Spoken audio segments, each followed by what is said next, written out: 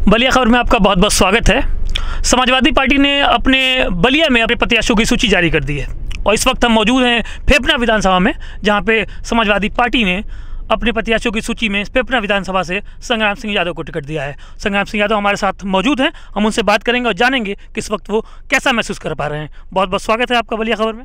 बहुत बहुत धन्यवाद।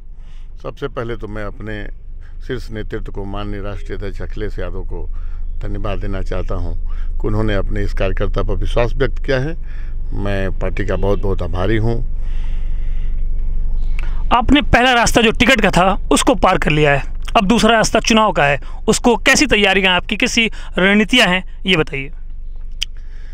फेफना विधानसभा में हम लगातार चुनाव होने के बाद से ही लगातार लगे हुए हैं क्षेत्र में। 5 साल तक लगातार हमने काम किया है क्षेत्र में। हमारे कार्यकर्ता हमेशा काम करते रहे हैं, लगातार लोगों के बीच में रहे हैं, दुख सुख में रहे हैं। जब भी जो भी दुख पड़ा है, उसमें बाढ़ आई हो चाहे कुछ भी पड़ा हो, हम उनके दुख सुख में शामिल रहे हैं। इसलिए हम लोग अब पुनः जब टिकट मिल गया है तो अब डोर टू डोर सबसे संपर्क पहले भी करते रहे हैं, अब भी डोर टू डोर संपर्क करेंगे। और लोग तैयार बैठे हैं, लोग इंतज़ार कर रहे हैं कि कब समय आए और उत्तर प्रदेश में माननीय अखिलेश यादव जी को पूरा मुख्यमंत्री बनाया जाए। इनको मुख्यमंत्री बनाने के लिए हम लोग जी जान लगा करके पूरा काम करेंगे और चुनाव जीतने का काम करेंगे।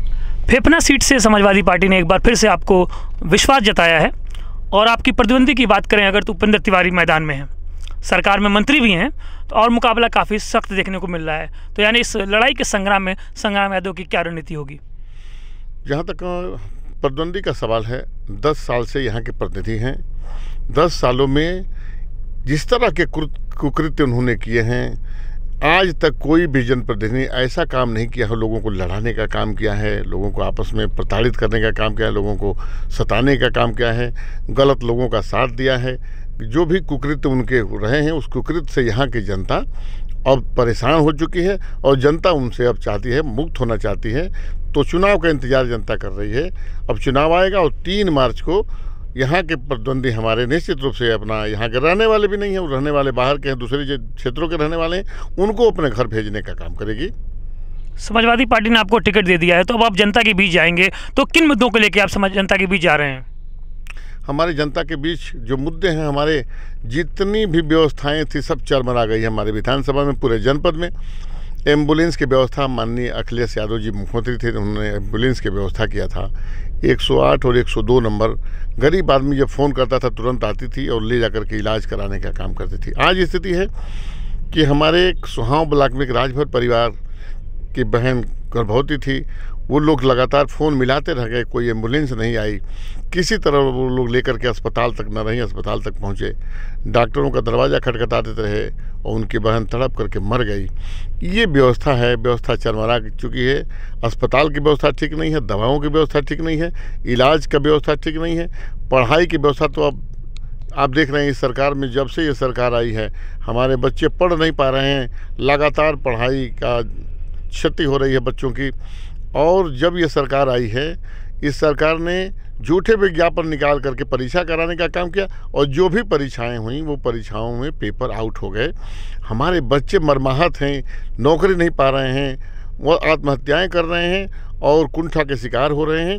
ये सरकार पूरी तरह से फेल हो चुकी है और इस सरकार को हटाने के लिए जनता एकदम बैठी हुई है। और हम आपके माध्यम से, आप बलिया खबर के माध्यम से बताना चाहते हैं, हमारी सरकार बनेगी। हम पूरी व्यवस्था जो है, चाहे वो पढ़ाई की हो, दवाई की हो, सिंचाई की हो, सड़कों की हो, सारी व्यवस्था, बिजली की हो, सारी व्यवस्था दुरुस्त करेंगे। और हमारे नेता ने कहा है 300 यूनिट बिजली अपने उपभोक्ताओं को फ्री देंगे। सिंचाई के लिए 300 यूनिट किसानों को बिजली फ्री देने का काम करेंगे। 500 पेंशन पहले देते थे जिसको सरकार ने ख़त्म कर दिया। हमारी सरकार बनेगी तो 1500 रुपया महीना अपनी महिलाओं को, माताओं बहनों को, सबको, सब गरीब को पेंशन देने का काम करेंगे। हमारी सरकार बनेगी, 3 महीने के अंदर जाति जनगणना कराएंगे और जिसकी जितनी संख्या होगी उसको सारी योजनाओं का फ़ायदा, जैसे राशन है, ये राशन मार्च तक देने के लिए कह रहे हैं। हमारी सरकार बनेगी तो हम वो राशन पूरा का पूरा जब तक हमारी सरकार रहेगी तब तक देने का काम करेंगे। और हर घर में जितने सदस्य होंगे गिनती करा करके उस सदस्य के बराबर सबको हर यूनिट का राशन देने का काम करेंगे। पौष्टिक राशन देंगे। ये चना दे रहे हैं तो चना भुना हुआ है, और नमक दे रहे हैं नमक में बालू मिला है, शीशा मिला हुआ है। ऐसा काम जनता के साथ हम नहीं करेंगे धोखा देने का। सरकार हमारी बनेगी तो अपनी जनता को पौष्टिक आहार देने का काम करेंगे। और जब हमारी सरकार बनी तो अस्पतालों की व्यवस्था ठीक करेंगे, शिक्षा की व्यवस्था ठीक करेंगे, शिक्षा की व्यवस्था दुरुस्त करने का काम करेंगे। और हमारी सरकार बनी तो जनता तक सारी योजनाएं जो प्रदेश की होंगी उनको पहुंचाने का काम करेंगे। अपने नौजवानों के लिए नौकरी का इंतजाम करेंगे। इसमें विशेष भर्ती भी निकालनी पड़ेगी, तो विशेष भर्ती निकाल करके हम फार्म भरवाएंगे। लड़का दौड़ के चला जाएगा, उसको भर्ती करके ट्रेनिंग में भेज देने का काम करेंगे। हमारे यहाँ ना कोई पर्चा आउट होगा, नहीं कुछ होगा। तो आगामी 3 मार्च को फेफना की जनता ने अगर आपको जनादेश में आपको चुनती है तो किन मुद्दों पर आपका ज़्यादा फोकस होगा इस क्षेत्र को लेकर? हमारे क्षेत्र में सड़कों का जाल बिछाया जाएगा। जहाँ भी गरीबों तक सड़क नहीं पहुँच पाई है, अंतिम गरीबों तक सड़कें नहीं दी गई हैं, उनको सड़कों से जोड़ा जाएगा। बच्चों के पढ़ने का इंतजाम किया जाएगा, दवाई का इंतजाम किया जाएगा। सबसे पहले हमारे यहाँ मेडिकल कॉलेज आया था जो भारतीय जनता पार्टी के लोग रोक नहीं पाए।